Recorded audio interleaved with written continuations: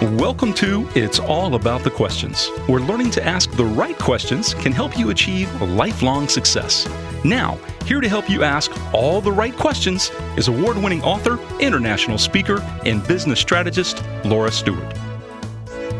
Good morning, afternoon, and evening, everyone, and welcome, welcome, welcome. As always, that's my catchphrase. One time I didn't say it, and a few of my listeners reached out and said, Laura, are you feeling okay? You didn't do your usual entry to the show. And I have no idea what happened that day, but I said it today, and I want to thank all of you for listening and making this show one of the top 3% globally of all podcasts. What gets me the most, though, is your comments, your feedback, and even letting me know I didn't say something that I usually say that you missed. That tells me you're listening and I'm making a difference. This is Christmas week here in the United States, well, all over the world. But beyond that, it is a time of reflection for a lot of us. And I've been feeling pretty sad lately, and I almost canceled doing the show live today. But because of who my guest was, I knew that he would lift me up and that we would have a lot of fun. So I said, that's it. I'm just doing it anyway. So I am really glad that I get to introduce you to somebody that I met through my friend Dina Moskowitz, who was on the show several weeks ago. We did a webinar together for SaaSmax Partner Optimizer about brand and story and data in the tech world. And I loved what he had to say so much because it was a very unique perspective for me around brand and story and products and features and following and leading. And oh my God, we've got so much we're going to talk about. And I hope that you enjoy him as much as I do, both on a business and a personal level, because he just has a way about him that is really, really special. And my guest today, I haven't said his name yet, is Tucker Stine. At least I don't think I said his name yet. And, you know, he's worked with Fortune 100 companies, massive brands, helping them get their messaging clear. Beyond that, you know, he's really about brand architecture and leadership and developing that throughout an organization, both with entrepreneurs and large corporate brands. So I'm just going to bring Tucker on right now so that you can have this conversation with him like I do. So Tucker, welcome. Hey, Laura, thanks for having me. It's so great to talk to you again. You know, I had so much fun when we did the webinar for SaaSmax Partner Optimizer when we were talking about B2B in the tech world. And just the prep that you and I did preparing for that blew me away. I mean, I'm sure this happens to you all the time. Well, I hope it does. But the conversation blew me away because it was so different than the traditional conversation about branding. And you said something that really stuck with me. You said, are you marketing as a product or as a brand? As a feature, not a benefit. And I know I've heard similar things, but for some reason that really stood out, Tucker. So can we talk about that and why you pose that question? Absolutely. You know, having been in this space for quite some time, I've been able to see the trends. And I'm definitely, even as a brand person, I'm a bit of a data geek. I love numbers and I love statistics and so forth. And when I work with technology companies, business to business companies, there's this ongoing pattern that when they start to talk about the marketing message and the brand that they sell, they get so focused and wrapped up in the product and the features, they forget to actually look at how their customers are feeling or making them feel, or the problem they're actually solving.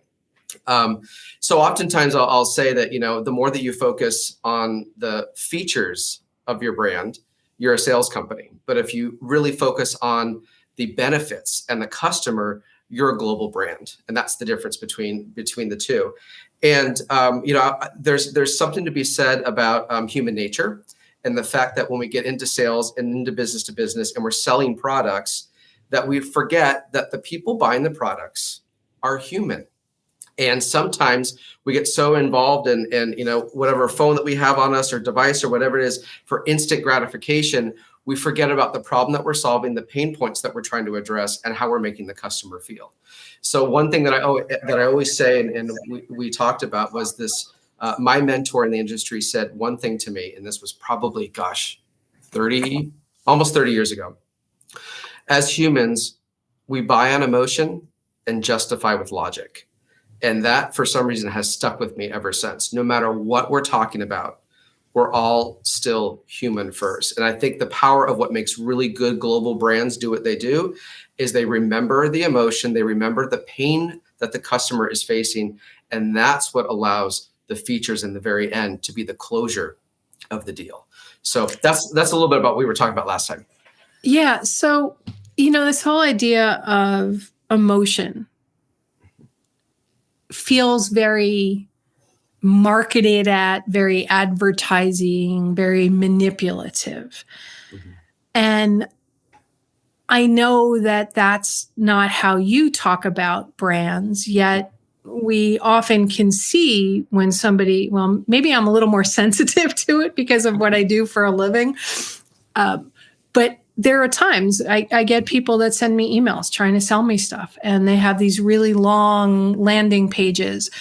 And I feel that it's an attempt to manipulate my emotion, but there's nothing behind the brand or the product. It's like a fake creation.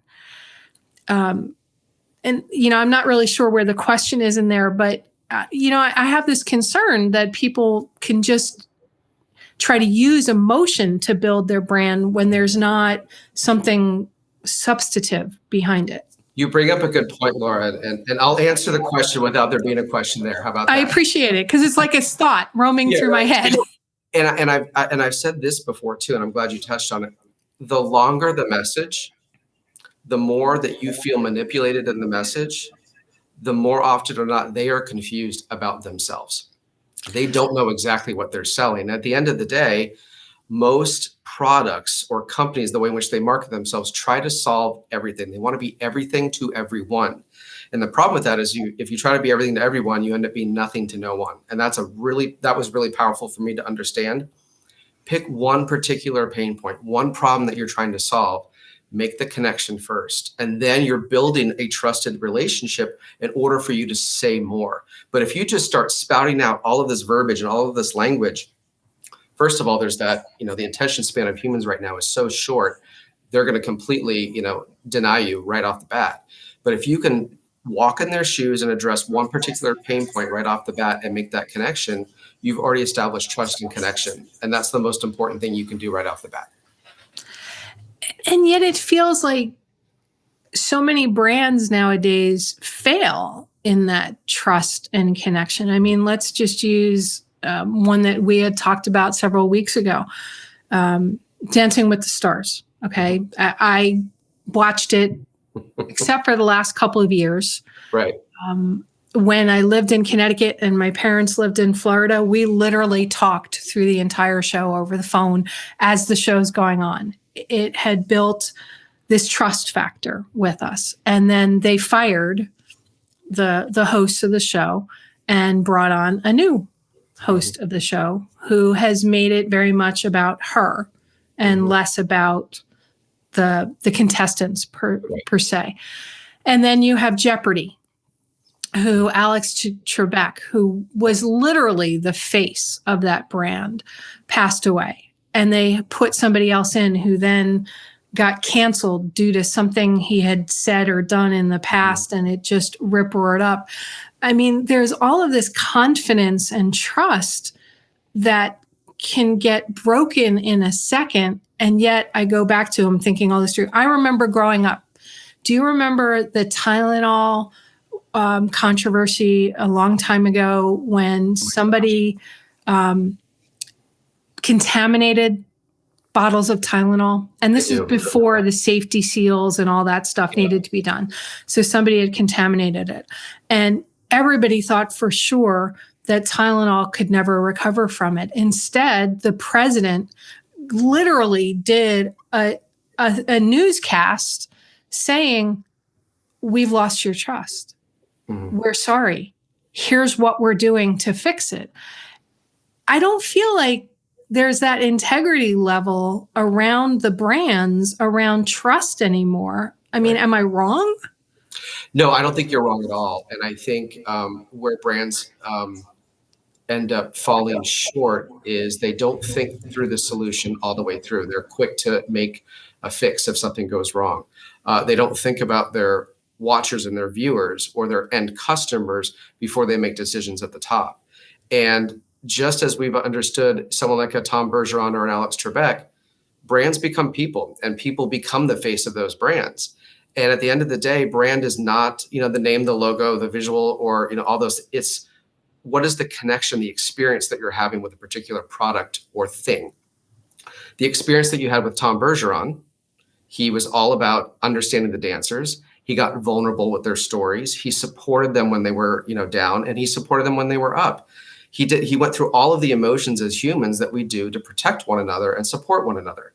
When you get ego involved in a brand, that is the biggest downfall of any brand is ego. So if you put the wrong person in front of that brand and it's all driven by ego, then all of a sudden the brand completely loses its face. And I think one of the things that companies are really reluctant to do is fall on their sword or just be vulnerable enough to say, we were wrong. We're a company. We are human too. We make mistakes. The companies that become vulnerable enough to admit failure, but then recover and turn that into a success are the brands that test time. The ones that script the subject or try to avoid it, put it under the carpet, whatever it is, those are the ones that are destined to fail. And that's what the power of vulnerability in brands has created this day and age. With Brene Brown, bringing all of her research to light on shame and vulnerability, we've now made it mainstream conversations, acceptable conversation to talk about vulnerability. It's now acceptable for people to fail and come back. And we look at all these celebrities or, that have gone into rehab or they've fallen off or whatever it is, but then they share their story with the world and all of a sudden we cheer them on. Justin Bieber, of all things, is a perfect example of that, of someone who was a punk kid, did a lot of bad things. Nobody was watching out for him. He had all the money in the world and had absolutely no, emotional intelligence or control. But he has done a complete 180.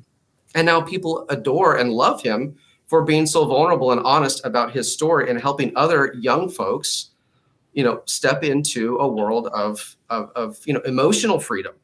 Right. Who would have thought? Those are the kinds of brands that allow us to be human or allow themselves to be human, that emotion first, logic second, allow the emotion to take the lead. And a lot of people say, oh, that just gets too mushy or too fluffy or whatever it is. There's nothing mushy or fluffy to me if you can make an emotional connection with your customer and create a loyalist for life. That is the best kind of relationship you can start. Can you ever be too emotional or too authentic or too vulnerable? Can that sort of backlash against a brand? That's the beauty of research and feedback, right? Okay. Brands that spend time not just putting the emotion out there and hoping that it sticks, but if they're connecting with their customers and they're asking for, how did this make you feel? How did it make you act? What could we be doing differently? That kind of research feedback loop allows them to adjust the messaging as needed. So I always encourage brands that are sometimes far from their customer because they're going through multiple channels or whatever it is, get the feedback direct from the customer to understand what's working and what's not working. And it's okay to say, hey, if it's not working, let's change it. So yes, I think it's possibly to be over the top because sometimes over the top does create an unauthentic voice. But if you find the research and see if that's working, then you'll know. So I do think that there is a way to circumvent that if you do the research. Okay. Yeah, I'm thinking through the whole idea of research and reaching out to the customers. Is there a good way to go about doing that if you've never done it before? I think, yeah. Well, and yes. And the answer is, the most important question of that is meet where the customer's at, right? You don't want them to do the work. You're doing the work. So depending upon what kind of a brand you are, what kind of a product you're selling, or what the customer journey looks like, the best way to do the research is to be where the customer is at. So for a lot of retailers, sometimes, that's directly in the store and making that person-to-person contact. If it's business to business and there's multiple channels, you're asking specifically whoever the customer-facing connection is to the brand, allow them to conduct the research. So wherever the research is taking place, to do it effectively, it needs to be where the customer is at, because that's where the customer feels most comfortable, and that's where they're interacting with your brand at that time. So if that makes sense, to wherever the customer is interacting with your brand, that's where the research should be conducted. Okay. Now, say you're not exactly sure where you're interacting with, which I know for both of us, it's like, okay, well, you need to know that. That's really important to know that. There's a lot of my listeners who do business through social media. They do business through maybe Amazon. They may have an Amazon store or an Etsy store. Or, I have a lot of corporate listeners as well. It's a little easier for them to sort of have an idea where their customers are. But like even for me with the podcast, I know who my listeners are when they reach out to me. Apple doesn't give us access to who's listening, who's subscribed, all those other pieces. What if you don't own your list of who they are to reach out to them? What would be your suggestion on how to begin learning how to reach out to them and perhaps where they are? Because owning your list is part of owning your brand. Right. Very good question. And there's a couple comments on that. So if you don't own the list or you don't have direct access, then hopefully you're building your brand in multiple platforms, and social is a good way to go.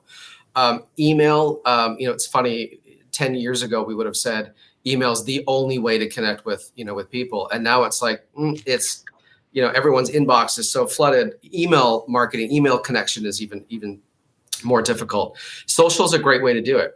And in that social space, don't be afraid to be direct and vulnerable too. This is a case in point. I saw a post maybe a week ago. It's the season of giving and giving back. We want to give back to our customers in 2022. What's one thing we could do better? That was their post, and they got over 1,000 comments. Now all of them, some are going to be rants and raves, all those kinds of complaints. However, there's probably some truth in looking at the data, analyzing those responses. If there's some common themes or things they hadn't thought about, what can they do? And then there's the thank you. There's that we listened and we understand, and these are the changes we're going to make. So you can actually have a dialogue with customers, even if you don't know where they are, on social media. And I think that's one of the big things that is missing in social, is that customers will engage, but the brand doesn't engage back. Oh, I hate that. It's pushing, and that you and I talked about this in the push versus pull effect, right? Right. Brands will push out their information, and if they don't engage, they're never going to pull the customers in. And that's the most important part of the marketing strategy, is the pull marketing, not the push marketing. So that is a great way to engage with customers, because customers will find you. They're brand loyal, and they know if they've got an issue, they'll find you. But have that dialogue and be honest and open about it. And social platforms, the two right now that are the hottest, Instagram and TikTok. I never thought in a million years at middle age I'd say that I'd be on TikTok, because I thought it was whatever it is. I was there just to monitor it for my kids, and then realized that there's a lot of great information on there, because it's quick content, it's video, and over 80% now of customers and consumers want their content consumed through video. So that's another, make sure that the medium that you're connecting with in your brand is creating the same kind of experience that the customer is expecting. So part of that is morphing the brand and looking at the ways in which you connect with customers on a yearly basis, because trends in digital right now are so quick to change. You've got to be ahead of the curve and understand where they're at. So that social media, that platform specifically, create a dialogue. It's not about selling products. It's about creating conversations. That was a really great point that you raised about, the push-pull and creating the dialogue. Then why is it that so many brands just push out something and they want people to comment, but then they never bother acknowledging the comments? I mean, I frankly have never been able to wrap my head around somebody throws a question out there from a brand or an author or somebody, right? And you answer it, and in your answer is a question back to them, and nothing. Yeah. Nothing. I mean, it's the black hole of social media. And that's where some of those brands have gotten complacent and convenient. They just think that when they push something out, that's all that they have to do. Branding is not an exact science, nor is it easy. It takes a lot of adjusting and changing and transforming, because really, like I said, the brand is not a mark that stays on its own until you say, oh, let's adjust our logo. It's time for a change. Nothing to do with it. It's the experience you're having with your customer. If the customers are changing, you better be changing. If you don't know what's happening with your customer, you are going to fail as a brand. So part of that is creating the engagement, because if there's not a bi-directional conversation, then you're making assumptions, and assumptive marketing is very dangerous and very risky. Make it 100% guaranteed marketing by knowing exactly what your customers are asking for. So I would say if you're not engaging and listening, you're going to fail. Okay, so let's define brand then, in your words, how you define brand, because in the last 20 minutes, we've talked about all different aspects of a brand. Yep. But we've never really defined it. And I know for me, it's very different than what it might mean to somebody else. Yep. To me, brand is the connection, emotions, and experiences that you create between your customer and the product that you're selling. It's a set of experiences. It's a set of emotions. It's the relationship that you're building. So for me, brand is all about relationship building. I mean, that's if I were to define it, brand is all about the relationship. You may have an identity. Brand identity is your logo, but branding is the connection and the relationship and the journey that you're creating for the customer.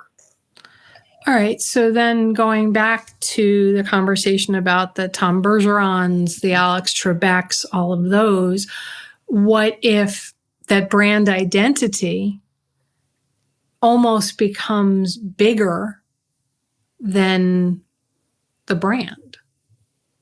How do you handle that when there's transitions properly to handle it? I mean, I know for my listeners who have salespeople, or an owner that their name was the brand kind of thing, and now they're thinking about perhaps selling their companies, and all of a sudden they need to take a back seat to try to build that brand up. Yep. So how does personal brand versus business brand vary, and how can you make sure that that doesn't have an impact or has a positive impact? There's lots to unpack in there. Tucker, sorry about that. Let me start at the top in the sense that, for me, in the way in which I look at brand for, let's take Dancing with the Stars. It has nothing to do with the fact that it's a TV show. It has nothing to do with the fact of what network it's on, or at this point in my conversation, who the host is. At the end of the day, what people love about Dancing with the Stars is the brand, this set of experiences and emotions. It allows them to disconnect from the day. People see dancing as a form of freedom and connection. It makes them happy. There's a lot of studies of the fact that dancing actually, even if you're not dancing, when you're viewing dancing, it elevates serotonin and the cortisol in your brain, so that it allows you to actually feel better. People love celebrities, and people love celebrities that are trying to do something different. And the way in which they connect with the customer at home is they bring them into the experience and allow them to judge for themselves. They create a culture around the happiness of dancing. That is the brand that really exudes from Dancing with the Stars. Tom Bergeron is just one of the brand assets, so to speak, or the delivery of the brand. And he's allowing his own persona to accelerate the experiences that the customers are having with that brand. So I would call him a brand accelerator, in the sense that if it was just the three judges, you don't have that. But the brand accelerator allows them to remind them of the experiences that they're having at home and what they can expect to be watching and how that makes them feel. But he does a really good job of addressing the range of emotions that come with dancing: the failures, the successes, the criticism, the own personal stories of the dancers, all of that stuff. He's a brand accelerator and is facilitating those experiences with the customer. So that's why I would never define Dancing with the Stars as a television show about dancing. It really is more about allowing people at home to create some emotional freedom from the day that takes them away from all of their problems. And that's what made it so successful. Very much Wheel of Fortune and Jeopardy and all of those shows as well. Yep. Allowed that. So those hosts and whatever are brand accelerators. Right. But you worry if that face changes as to how to, if you make a misstep or something like that. Right. It's funny, something like a Jeopardy or Wheel of Fortune, we can sit there and say, oh, this is kind of silly, whatever, it's a game show. The reason why those shows accelerate so well and have done so well for so long is it's tapping into an audience whose their brains always want to be challenged. And for some people, when their brain is challenged, that makes them feel happy. So I'm going back to the happiness quotient. So those shows were designed for people that don't like to sit. They get restless very easily. They want to challenge themselves. So even though we see it as classified as a game show, it's brain exercises for individuals that constantly need their brain to be tested. And that's why it's been on for so long, because there's a huge population of individuals that love to keep their brain super active. It keeps them comfortable. It keeps them sane. It keeps them emotionally regulated. Otherwise, the other distractions that are mindless end up getting more anxiety in their brain. And for a lot of people, those shows are actually calming. All right. So let's extrapolate that out a bit. Mm-hmm. For my listeners that are building their brands around their products, around their messaging, whatever it may be, what are some tips for them to begin finding that emotional connection between their products, their features, their whatever, to their audiences? So great question. And a lot of this even comes before product development. It's in the R&D stage. If you're actually still trying to think about what the product might be, the best question to answer is, what is the problem I am trying to solve? Okay. That is the number one question, because if you can't answer that, then you haven't created a demand necessarily for a market to adopt it. If there is a problem that you're trying to solve, then it's demanding some sort of a solution, which then, of course, becomes a product of some sort. So if you're in this phase of, so that comes with what one other question is, do you know who your customer is? And that customer avatar has to be clearly defined. It's not everybody. If you think your customer is everybody, then you're wrong. Even when Apple introduced the iPhone, it was not for everybody. It was not for everybody. It was meant for certain individuals that were looking for the creators. They were looking for the Imaginarians, right? These people that were looking to really do. And then it caught on and they saw the demand of what the world was looking for. And then the product evolved over time to be mainstream consumer. So you got to think about, one, who the actual audience is. What is the pain point and the problem you're trying to solve? That is the best thing you can do. You can't create an emotional connection if you haven't established what that pain point is or the problem that you're trying to solve.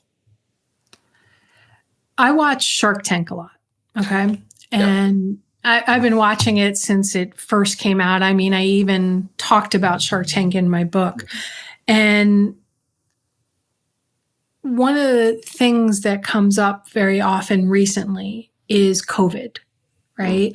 And how some brands and some products took off during COVID. And that let's use Peloton as an example, right? Mm-hmm. Peloton went through the roof during COVID, as did a number of other brands for home fitness. Mm-hmm. As people are getting out more, those products aren't selling as well. Is it because of, they've basically inundated the market and there's not that big a group to sell into? Or is it because they never really created that emotional connection to keep the brand going? Now, granted, Peloton has had some hits to their brand integrity, to their brand ability. I mean, the reboot of Sex and the City did not help them the other day when the Chris Noth character dies after doing a Peloton run, and they specifically called out Peloton, and then Chris Noth being brought up on whether they're true or not charges of sexual issues with some women. A lot of missteps kind of happening. But how does somebody who perhaps built a brand during COVID, Tucker, who it just took off because it just happened to be, okay, somebody needed that thing, keep a brand going or course correct to now go, all right, I need to do more than just make sure that this widget is available, my earplugs. Well, that's a good example of, COVID. Amazon would be another one that, that online shopping and so forth. But what Peloton, you think about this, Peloton doesn't make their money necessarily off of product sales. They make it off the membership, right? Massive. Yeah. So at the end of the day, it's one of those things where they bought the product for the exercise. They stay with the product because of the community. And what Peloton did brilliantly is it wasn't just a one-on-one relationship with a trainer that's in front of you and you're doing it created friends. You connect with your friends. Peloton is actually social media exercise is what it is. It brought people together. It created competition. It allows you to go explore parts of the world on a bike that you've never seen before and you can't travel to. It created master classes. It created, a point system. It literally, they could probably not sell any more Peloton bikes ever again and still keep people and make a lot of money because people are so engaged. I know that because my wife is one of them. And it becomes, and just like other substances, exercise can become an addiction. So when you're tapping into a specific pain point or, part of what America faced is a lot of our addictive behaviors came out in COVID, and Peloton was able to capture, not saying they're capturing an addiction, they captured a need in the market for people to find an outlet to exercise. So at the end of the day, they were able to sell amazingly, but the membership, the recurring revenue that they get from the memberships is what drives people. People can't leave Peloton, right? The same way people can't cancel a gym membership. It's like people are absolutely attracted to the community that they've built. And Peloton's a beautiful example of that. Amazon, another thing.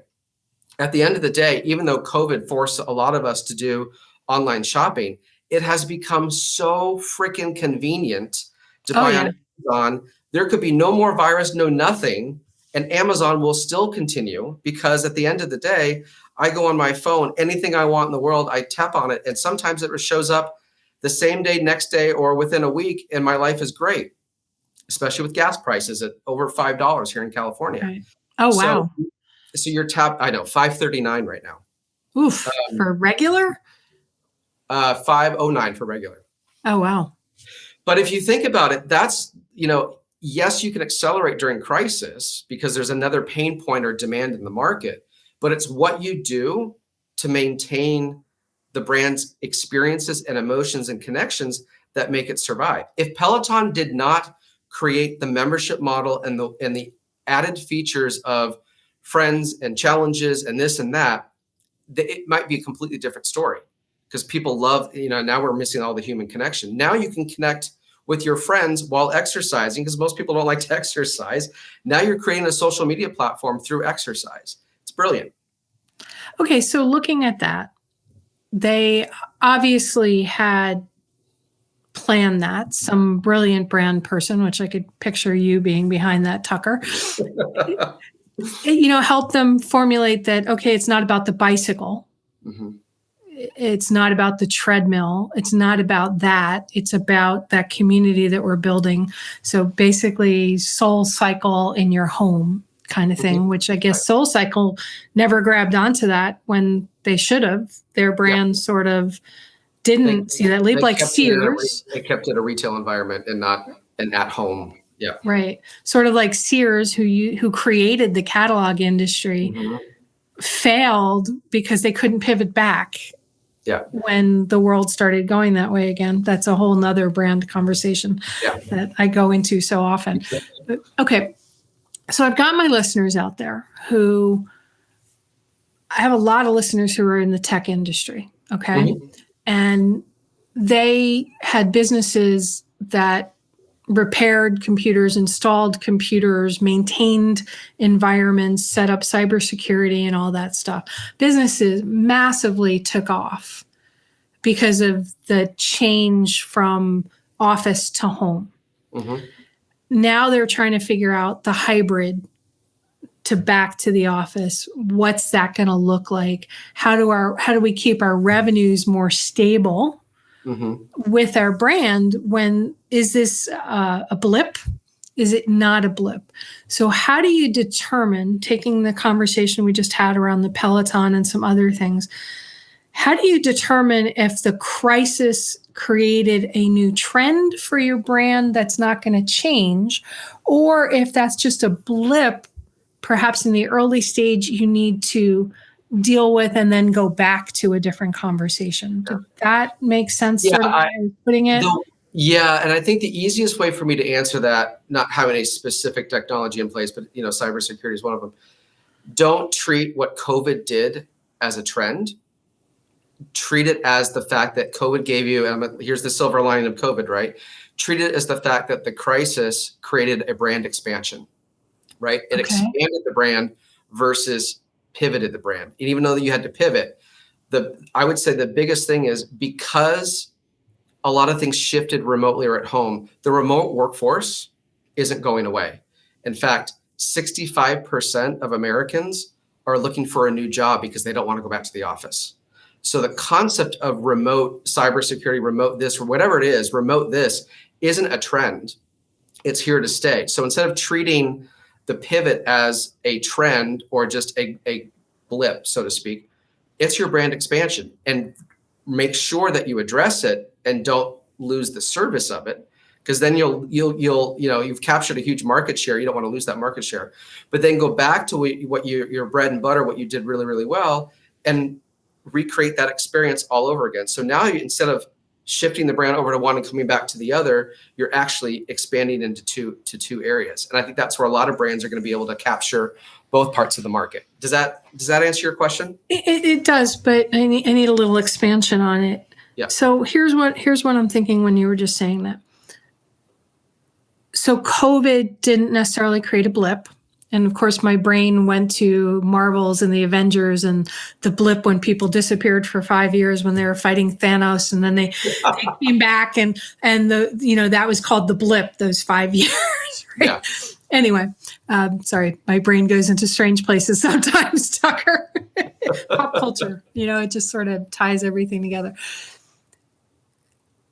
I find that some brands, and I'm trying to think of one very specifically, well, even industries, they go, well, this is just a blip. It was just a pivot we needed to make. Everything's going to go back to normal.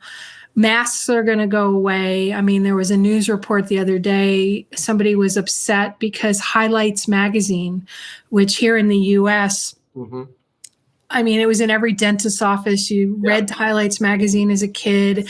It portrayed real world, but in a way that made it approachable, right? Some mother complained because they showed kids with masks in Highlights magazine.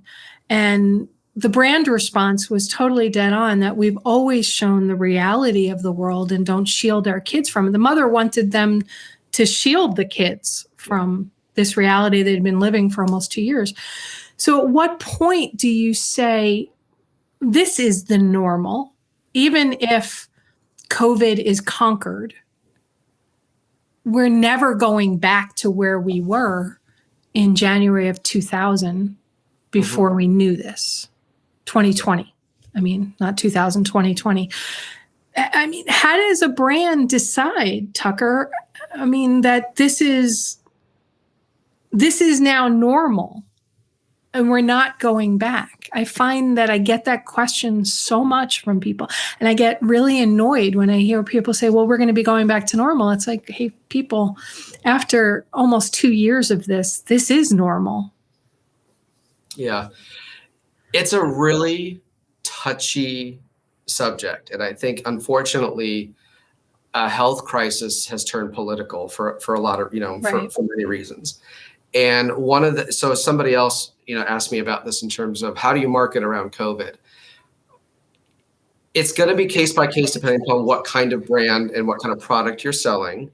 But I think what doesn't help is if, and let's face it, social media has empowered people that wouldn't normally speak anything to raise their voice. There's going to have to be, and a lot of companies are doing this, hiring individuals on their team that specifically are focused on conversation, where they only create, their job is to create conversation, address comments, address complaints, whatever it is, be engaged. I always say don't give into the fear that it's creating around it, but continue to stay in the positive that your brand brings. And I'm not saying ignore it, but continue to focus on the positivity that you stand for. The moment that you try to combat or take a stand or whatever it is, that just creates an opportunity for the trolls to come out and literally create all sorts of image issues. So it's a tough subject, but I don't like to say going back to the or even say the new normal. This is just what it is. And I don't think there's going to be a return to wherever we were 2 years ago ever again, because of the way in which the world now sees the COVID issues. It has become so polarized that it's just created a lot of division. So I always say, try to focus, go back. When I say go back to the problem that you're still trying to solve. Go back to the connection that you made with your customers before, and don't change it. Don't waver from it. The moment you try to be trendy or address a certain population that's upset, that's when you start to really disintegrate the brand connection. Okay. Focus on what you do best. All of that other stuff, because it's the old thing that you teach your kids. You know, if you want the bully to go away, don't react. Right? It's kind of like that same thing where it's like, let's focus on. We're not here to combat COVID. You know, that's not what we're here to do. What we are here to do is to service our customers the best way that we can, and that's still to continue to do what we do best, create a positive conversation, and continue the customer journey in a positive direction. So that's my. I like that. That's good. Because otherwise, you could spend your entire day, every day, focusing on the small population that's trying to create havoc. Okay.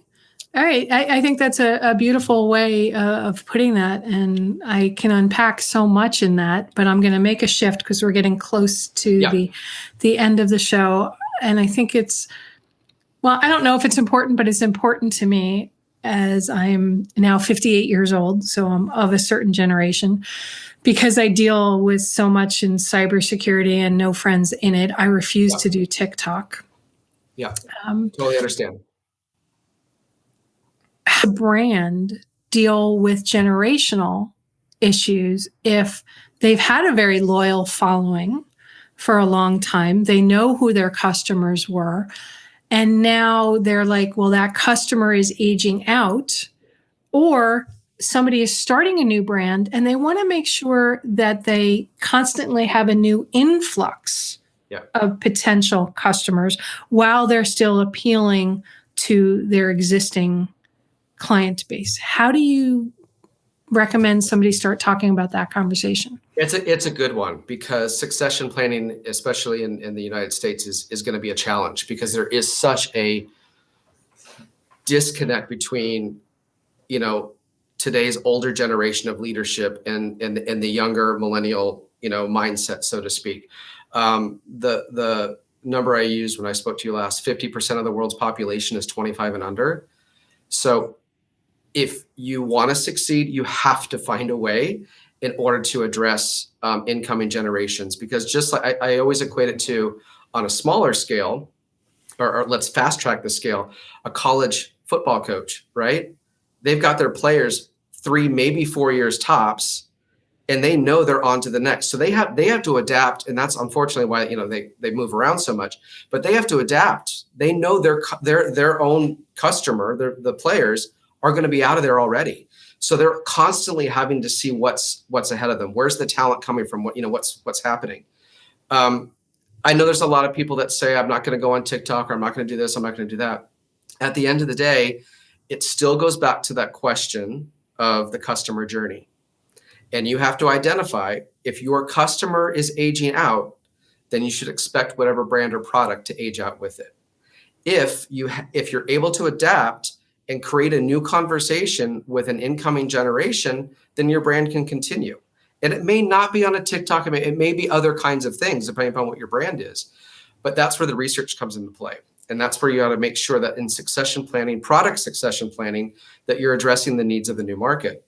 I'm working with a gentleman, and his whole TEDx talk is going to be around why the Fortune 500 may fail because they don't understand succession planning, because they're not addressing the issues happening with the newer generations. Right. So it is case by case based on the product that you're selling. But I highly recommend you look at, because you're right. If your audience is aging out and don't have a succession plan in place, expect the brand to age out, because you have to evolve and grow. Otherwise, the brand is gonna pass away. Yeah. I mean, you and I talked about in previous conversations, Subaru and Volvo, and how they're changing their brand and doing that succession planning conversation. They're appealing to their existing customer base by saying, pass it on to your child. And they're appealing to that the millennial and younger generations by showing the Subarus going up to a mountain where they can have their own adventures and off the beat, which fits a lot with COVID, and with nomadic. Volvo, and Volvo the same way. Here's the great thing about Volvo, and they're in a good space. They represent safety. I mean, that's when people think about a safe car, they think Volvo. So safety doesn't change amongst generations. Safety is always going to be an issue. So they have that mindset of understanding safety. What does change is design. So what they've done is they've re-engineered a lot of their design to fit next generation, but they've kept the safety in there. So that's an example of a brand who understands the core value of safety, but is adapting to new generations by looking at design and convenience. And the way in which you experience the vehicle is very different than when you experienced it 15, 20 years ago. Perfect. And we're going to sort of end with that thought, because I know you're backed up right to another meeting. But Tucker, I want to make sure people can find out how to reach you, websites, contact information, because I'm sure there's going to be a lot of people that have a lot of questions, because you have a very unique way about talking about branding. Thank you. I appreciate that. Yes, if anyone would like to have a discovery session or learn a little bit more, you can simply go to tuckerstine.com, and Stine is spelled Stine, a little bit different spelling than normal. So tuckerstine.com, and there's a place where you can sign up there. Thank you, Laura. And I'm happy to connect and see how I can support you. I'm available for in-house and freelance, so just let me know what your availability is. I'm happy to support. And you also help people prep for TED Talks, it sounds like? Because of my branding background, I do a lot with personal brand.